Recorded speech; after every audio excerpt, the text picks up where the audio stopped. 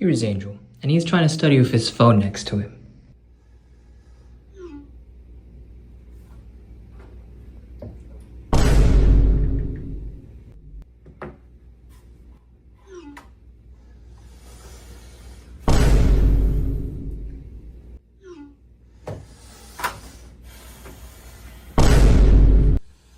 I can't study! Angel seems to be not focused on studying because he's constantly checking his phone. Now here's Vin, and he's distracted on his phone during class.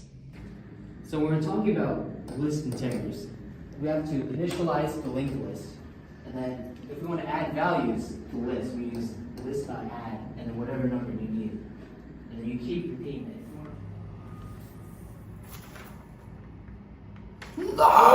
Vin just failed his exam mainly because he was not paying attention in lecture because he is on his phone. As seen from these scenarios, these two people have had their academics destroyed because of their phone usages. Our research shows that phone usage has impacted a vast majority of UW students' daily lives and their studying habits. If only there was some sort of solution we could provide for these people. Introducing the Anti-Doom Scroll extension. This extension allows for students to focus more on studying rather than being on their phones. Let's see how the extension works. First, the user opens the extension on their phone.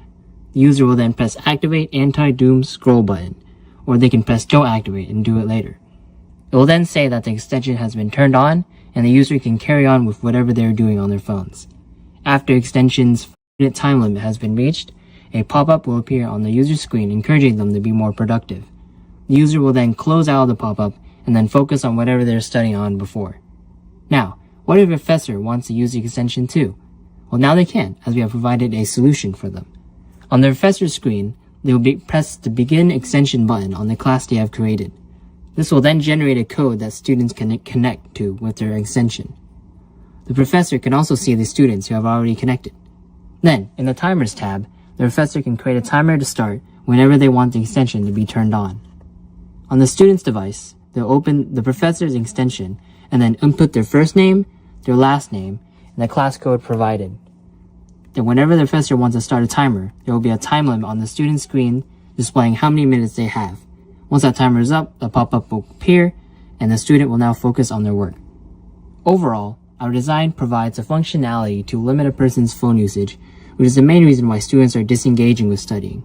By limiting their phones, it will force them to actively participate and learn in lectures. Now, let's look back at Vin after he used our extension.